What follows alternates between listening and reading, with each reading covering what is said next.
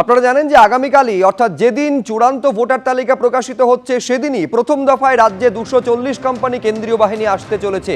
আর ওই দিনই অর্থাৎ এসআইআর এর চূড়ান্ত তালিকা প্রকাশের দিন এই যে 240 কোম্পানি কেন্দ্রীয় বাহিনী আসতে চলেছে তাদের ডিপ্লয়মেন্টের কাজও শুরু হয়ে যাবে।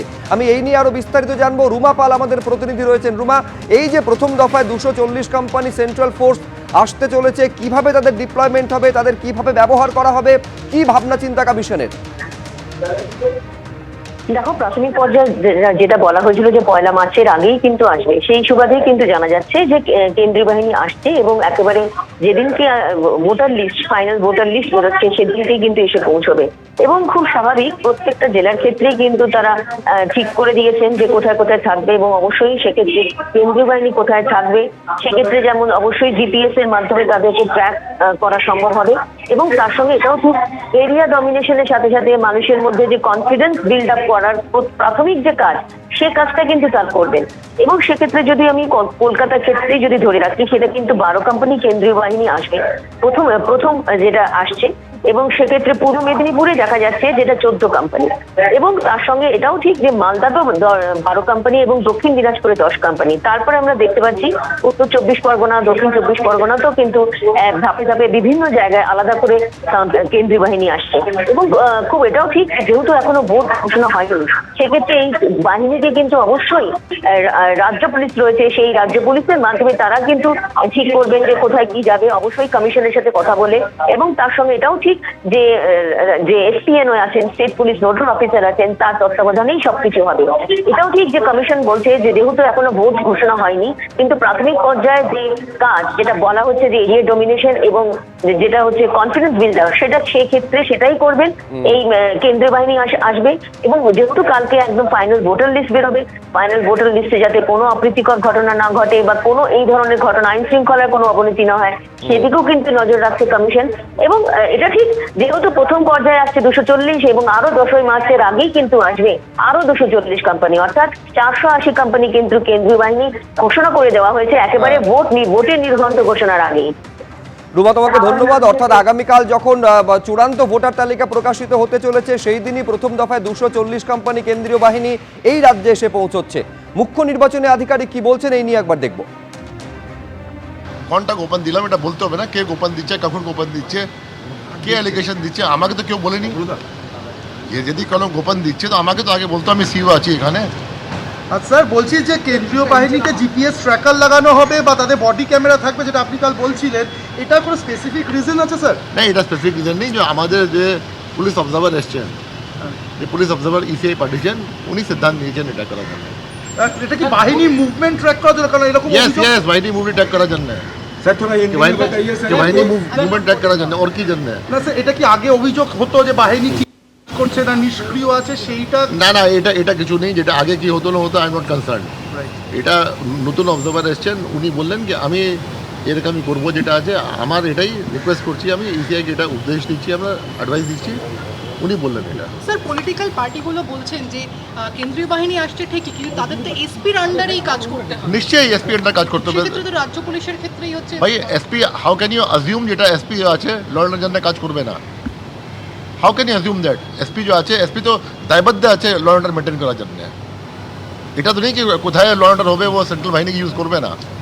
SP is IPS officer, UPSC থেকে পাস করেছে, এটা কাজ জানে আইপিএস জয়েন করেছে, তো ইউজ করবে না। এটা কি এই যে 240 কোম্পানি কেন্দ্রীয় বাহিনী আগামীকালই আসতে চলেছে, তার ডিপ্লয়মেন্টটা কি হবে, ব্রেকআপটা এবার আপনাদের সামনে রাখি।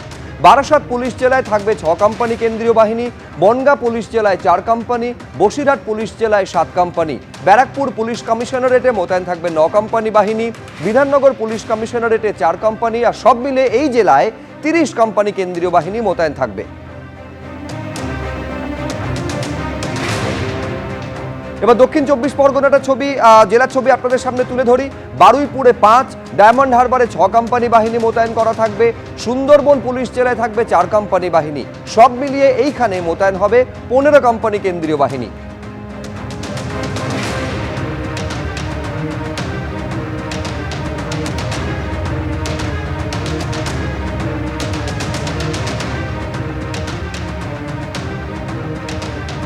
কলকাতা সহ অন্যান্য জেলার ছবিটাও রাখবো আপনাদের সামনে। কলকাতায় মোতায়েন থাকবে 12 কোম্পানি কেন্দ্রীয় বাহিনী, পূর্ব মেদিনীপুরে 14 কোম্পানি কেন্দ্রীয় বাহিনী মোতায়েন করা হবে। মালদায় 12, দক্ষিণ দিনাজপুরে 10, মুর্শিদাবাদ ও জঙ্গিপুর পুলিশ জেলায় 8 কোম্পানি করে মোট 16 কোম্পানি কেন্দ্রীয় বাহিনী মোতায়েন করা হবে।